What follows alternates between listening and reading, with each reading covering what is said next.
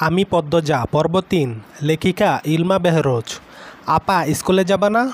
পূর্ণা পদ্মজাকে জিজ্ঞাসা করল। যাব। তাড়াতাড়ি করো। তাড়া দিয়ে পূর্ণা বাড়িতে ঢুকল। পদ্মজা বাড়ির পিছনের নদীর ঘাটে উদাসীন হয়ে বসে আছে। এ নদীর নাম মাদিনী, ছদ্মনাম। গ্রীষ্মকাল বিদায়ের ৩ সপ্তাহ চলছে, এখন বর্ষাকাল। মাদিনী জলে কানায় কানায় ভরে উঠেছে। সেজন্য স্রোতস্বিনী। ঘোলা জলের একটানা স্রোত বয়ে যায় সাগরের দিকে। উজান থেকে ভেসে আসছে ঘন সবুজ কচুরিপানা। পদ্মজার এই দৃশ্য দেখতে বেশ লাগে। নিষ্পলক চোখে তাকিয়ে আছে মাদিনীর স্বচ্ছ জলের দিকে। মাদিনীর বুকের উপর দিয়ে একটা লঞ্চ যাচ্ছে। লঞ্চ দেখে ১ মাস আগের ঘটনা মনে পড়ল তার। সেদিন রাতে হেমলতা ছুরি ধার দিয়ে রুমে ঢুকে গেলেন। পদ্মজা কাপা পায়ে রুমে ঢুকে বিছানায় শুয়ে পড়ে। কিছুক্ষণের মধ্যেই ঘুমিয়ে পড়ে। এরপর দিন স্কুল থেকে বাড়ি ফিরে নামাজ পড়ে খেতে বসল। তখন হিমেল হন্তদন্ত হয়ে বাড়িতে ঢুকে। হিমেল হচ্ছে হেমলতার ছোট ভাই। আপা, এই পদ্ম। আপা কই? হিমেলের কণ্ঠ। কি হইছে মামা? জবাব দিল পদ্মজা। পদ্মজার প্রশ্ন উপেক্ষা করে হেমলতাকে হিমেল ডাকল। আপা, এই আপা। হেমলতা বাড়ির পিছন থেকে ব্যস্ত পায়ে হেঁটে আসেন। কি হয়েছে? হিমেল হেমলতাকে দেখে হাউমাউ করে কেঁদে উঠল। আপা, ভাইজান খুন হইছে। রাইতে কে জানি মাইরা ফেলছে রে আপা। হিমেল কাঁদতে কাঁদতে হাঁটু ভেঙে বসে পড়ল। পদ্মজা তাৎক্ষণিক সন্দিহান চোখে মায়ের দিকে তাকালো। হেমলতাকে দেখে মনে হলো তিনি চমকেছেন, অথচ তার চমকানোর কথা ছিল না। নাকি হিমেলের সামনে অভিনয় করলেন? পূর্ণা, প্রেমাকে ওদিক আসতে দিস না পদ্ম। আমি আসছি। হেমলতা বাড়ির বাইরে মিলিয়ে যান। হিমেল পাশে খুঁড়িয়ে খুঁড়িয়ে হাঁটছে। ছেলেটা বোকাশোকা, জন্মগত প্রতিবন্ধী। ২২ বছরের হিমেল এখনও শিশুদের মতো আচরণ করে। কথায় কথায় খুব কাঁদে। সেখানে তার ভাই খুন হয়েছে। ১ মাস তো প্রতিদিন নিয়ম করে কাঁদবে। পদ্মজা রাতেই ভেবেছিল এমন ঘটনা ঘটতে পারে। তবুও এখন ভয় পাচ্ছে খুব। পুলিশ কি এসেছে? মাকে কি ধরে নিয়ে যাবে? ভাবতে গিয়ে পদ্মজার বুক ধক করে উঠল। গ্রামের কাছেই শহর, থানা। পুলিশ নিশ্চয়ই চলে এসেছে। পদ্ম ধপ করে মাটিতে বসে পড়ল। সে ঘামছে খুব। নাক মুখ গলা ঘেমে একাকার হয়ে যাচ্ছে। পূর্ণা খুনের কথা শুনেই খুব ভয় পেয়েছে। তার মনে হচ্ছে সেও খুন হবে। খুব বেশি ভীতু পূর্ণা। পদ্মজার শরীর কাঁপতে থাকে। চোখে ভাসছে হেমলতাকে পুলিশ শিকল দিয়ে বেঁধে নিয়ে যাচ্ছে। তার খুব কান্না পাচ্ছে। আর সময় নষ্ট না করে তড়িঘড়ি করে উঠে দাঁড়ালো পদ্মজা। মাথায় ওড়নার আঁচল টেনে নিয়ে পূর্ণার উদ্দেশ্যে বলল, প্রেমারে দেখে রাখিস বোন। বাড়ি ভর্তি মানুষ, আরও মানুষ আসছে। হেমলতা মানুষজনকে ঠেলে হানিফের লাশের সামনে গিয়ে দাঁড়ালেন। তখন ফর্সা রঙের ২ জন মহিলা ঝাঁপিয়ে পড়ে তার উপর।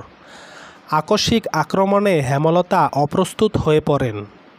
খেয়াল করে দেখেন ২ জন মহিলা তার মা আর বোন। তারা হাউমাউ করে কাঁদছে। কিন্তু হেমলতার তো কান্না পাচ্ছে না। ব্যাপারটা লোকচক্ষু ঠেকছে না। একটু কি কান্নার অভিনয় করা উচিত? হানিফের মৃতদেহ দেখে মনে হচ্ছে কেউ ইচ্ছেমতো কুপিয়েছে। হেমলতার তা দেখে শান্তি লাগছে। এমন শান্তি অনেকদিন পাওয়া হয়নি। পদ্মজা সেখানে উপস্থিত হয়। হেমলতার নজরে পড়ে। ভীতু চোখে মায়ের চোখের দিকে তাকালো পদ্মজা। হেমলতা ভ্রুকুঞ্চিত করে আবার স্বাভাবিক করে নেন। পদ্মজা চোখ ঘুরিয়ে দেখছে পুলিশ এসেছে নাকি। চারিদিকে এত মানুষ। পদ্মজাকে এদিক ওদিক উকি দিতে দেখে হেমলতা এগিয়ে আসেন। চোখ মুখ শক্ত করে পদ্মজার মুখ ঘুরে দেন। পদ্মজা দ্রুত ওড়নার আঁচল মুখে চেপে ধরে গোয়াল ঘরে ঢুকে পড়ল। তার মা চায় না সে কখনো এত মানুষের সামনে থাকুক। হেমলতা ঘাড় ঘুরিয়ে দেখলেন পদ্মজা গোয়ালঘর থেকে উকি দিয়ে বাইরের অবস্থা পর্যবেক্ষণ করছে। কিছুক্ষণের মধ্যে পুলিশ আসলো, জিজ্ঞাসাবাদ করে হানিফের লাশ নিয়ে গেল। লোকমুখে শোনা যায় হানিফ খুন হয়েছে শেষ রাতে, এরপর নদীতে ফেলা দেয়া হয়। লঞ্চ ঘাটে লাশ ভাসে। হেমলতাকে পুলিশ নিয়ে যায়নি বলে পদ্মজা স্বস্তির নিঃশ্বাস নিল। মানুষের ভিড়ও কমে গেছে। হেমলতার মা কাঁদতে কাঁদতে ক্লান্ত হয়ে উঠোনের এক কোণে বসে আছেন। পদ্মজা গুটি পায়ে গোয়ালঘর থেকে বেরিয়ে আসলো। হেমলতা পদ্মজার দিকে তাকিয়ে মৃদু হাসেন। সেই হাসি দেখলেন হেমলতার মা মঞ্জুরা। তিনি কিছু একটা ভেবে নেন।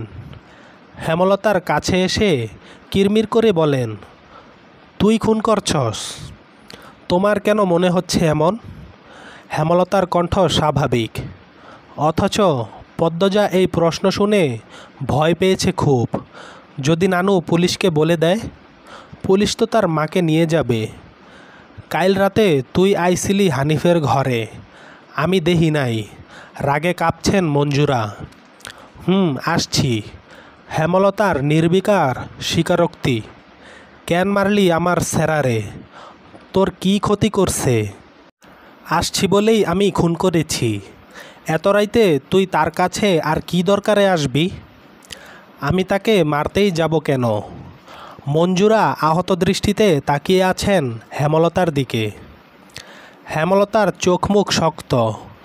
নিস্তব্ধতা কাটিয়ে মঞ্জুরা চেঁচিয়ে উঠলেন, পুলিশের কাছে যামু আমি। পদ্মজা কেঁদে উঠল। অস্পষ্ট কণ্ঠে বলে, নানু এমন করো না। হেমলতা নিচু স্বরে কঠিন করে বললেন, আমার মেয়েদের থেকে আমারে দূরে সরানোর চেষ্টা করো না আম্মা, ফল খুব খারাপ হবে। পদ্মজার মনে হলো মঞ্জুরা ভয় পেয়েছেন। মঞ্জুরা সবসময় হেমলতাকে ভয় পান। তিনি চুপসে যান, শুধু ঘৃণাভরা দৃষ্টি নিয়ে হেমলতার দিকে তাকিয়ে থাকেন। পদ্মজা বুঝে উঠতে পারে না তার নানু কেন ভয় পায় মাকে। মায়ের অতীতে কি ঘটেছে? কেন তিনি এমন কাঠখোট্টা? ছেলের খুনিতে কোনো মা ছেড়ে দেয়? নানু কেন ছাড়লেন? মেয়ে বলে নাকি অন্য কারণ? কোনো উত্তর নেই। এসব ভাবলে উল্টো মাথা ব্যথা ধরে। অন্য ৮-১০টা পরিবারের মতো কেন তারা না? নাকি গোপনে সব পরিবারেই এমন জটিলতা আছে? প্রশ্ন হাজারটা, উত্তর কোথায়? সেদিন রাতে খাওয়ার সময় হেমলতা নিম্নস্বরে পদ্মজাকে বললেন, পদ্ম। জি আম্মা।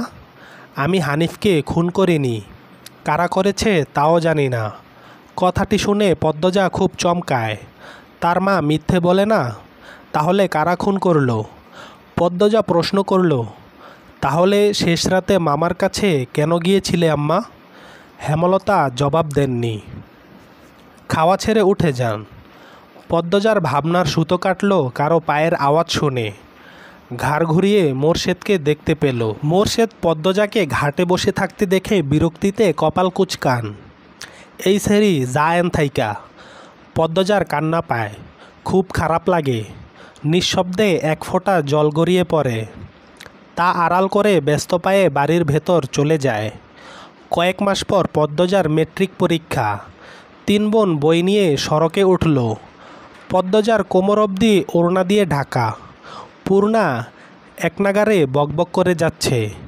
স্কুলে যাওয়া অবধি কথা বন্ধ হবে না। মাঝে মাঝে জোরে জোরে হাসছে। মেয়েটার হাসির রোগ আছে বোধহয়। একবার হাসি শুরু করলে আর থামে না। পদ্মজা বারবার বলছে, আম্মা রাস্তায় কথা বলতে আর হাসতে মানা করছে, চুপ কর না। তবুও পূর্ণা হাসছে। বাড়ির বাইরে এসে সে মুক্ত পাখির মতো আচরণ করে। তাকে দেখে মনে হয় খাঁচা থেকে মুক্ত হয়েছে। পদ্ম, ওই পদ্ম, খাড়া। পদ্মজা ক্ষেতের দিকে তাকালো। লাবণ্য ক্ষেতের আইল ভেঙে দৌড়ে আসছে। লাবণ্য আর পদ্মজা এক শ্রেণীতে পড়ে। লাবণ্য কাছে এসে হাঁপাতে থাকলো। শান্ত হওয়ার পর 4 জন মিলে স্কুলের উদ্দেশ্যে হাঁটা শুরু করলো। বাংলা পড়া শিখে এসেছি আজ। পদ্মর প্রশ্ন আগ্রাহ্য করে লাবণ্য বলল, আরে সেরি, বাড়ির শুদ্ধ ভাষায় কথা কইলে বাইরেও কইতে হইব নাকি? আমি আঞ্চলিক ভাষা পারি না। লাবণ্য অসন্তোষ প্রকাশ করল। সে অলন্দপুরের মাতাব্বর বাড়ির মেয়ে। তাদের বাড়ির সবাই শিক্ষিত। তবুও তারা আঞ্চলিক ভাষায় কথা বলে, পরিবারের 2-3 জন সদস্য ছাড়া। আর পদ্মজার 14 গোষ্ঠী মূর্খ 2-3 জন ছাড়া, তবুও এমন ভাব করে আঞ্চলিক ভাষা নাকি পারে না। সত্যি আমি পারি না। ছোট থেকে আম্মা শুদ্ধ ভাষা শিখিয়েছেন, উনিও বলেন, তাই শুদ্ধ ভাষায় কথা বলতেই আরাম পাই। পূর্ণা তো পারে, আমার চেষ্টা করতে ইচ্ছে হয় না। আচ্ছা বাদ দে, শুন, কাইল আমরার বাড়িতে নায়ক নায়িকারা আইব। পূর্ণা বিগলিত হয়ে প্রশ্ন করল, কেন আসবো? কোন নায়ক? শুটিং করতে? ছবির শুটিং? পদ্মজা এসবে কোনো আগ্রহ পাচ্ছে না। পূর্ণা খুব আগ্রহ বোধ করছে। সপ্তাহে একদিন সুমিদের বাড়িতে সাদা কালো টিভিতে সে ছায়াছবি দেখতে যায়, তাই অভিনয় শিল্পীদের প্রতি তার আগ্রহ আকাশ ছোঁয়া। পূর্ণা গদগদ হয়ে প্রশ্ন ছুড়ল, কোন নায়ক নায়িকা? বল না লাবণ্য আপা। দাঁড়া মনে করি। পূর্ণা কৌতূহল নিয়ে তাকিয়ে আছে। লাবণ্য চোখ বুজে মনে করার চেষ্টা করল। এরপর মনে হতেই বলল, লিখন শাহ আর চিত্রা দেবী। তুমি আমার ছবির নায়ক নায়িকা? হ। স্কুলের যাওয়ার পুরোটা পথ লাবণ্য আর পূর্ণা ছায়াছবি নিয়ে আলোচনা করল। মূল বক্তব্যে ছিল লিখন শাহ। চলবে। গল্পটি কেমন হয়েছে মন্তব্য করে জানাবেন। চ্যানেলটি সাবস্ক্রাইব করে পাশে থাকবেন। ধন্যবাদ।